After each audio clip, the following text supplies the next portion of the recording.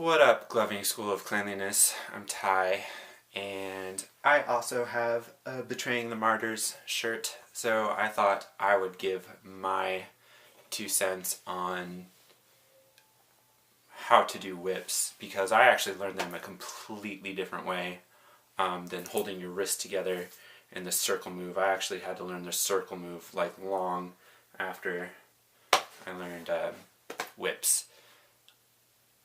This concept that stays the same is a whip will open up, on the bottom with your pointer for going forward, or on the top with your pinky for going backward.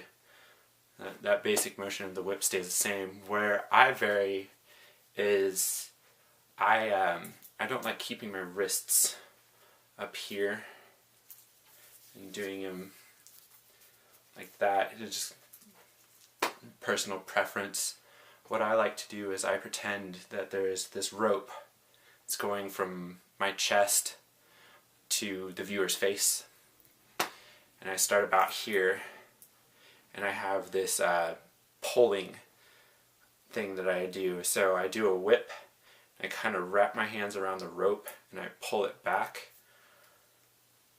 And I'll do that,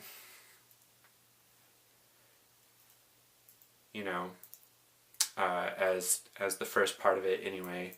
And then when you get used to that motion, what you want to do is you want to start chaining them.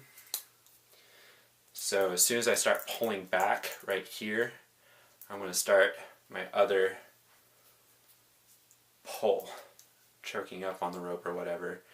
And when you do these, you want to learn how to do a forward whip over the top of your arm, or how to do a backward whip over the top of your arm, and how to do a forward whip under your arm, and how to do a backward whip under your arm. And then, once you get used to that, and it can kind of get kind of random. Another thing you want to focus on is completely opening and closing a hand before you pull it back, and not kind of like, doing something messy. It looks very not nice. You don't see that, you don't see that pattern or whatever. The next thing I do, and to practice these, I actually do, when I get in front of my mirror, I have these dots I draw at the center of my hand. And so when I practice my whips, if I don't see that dot, I'm not going out far enough with, or not getting my palm flat enough.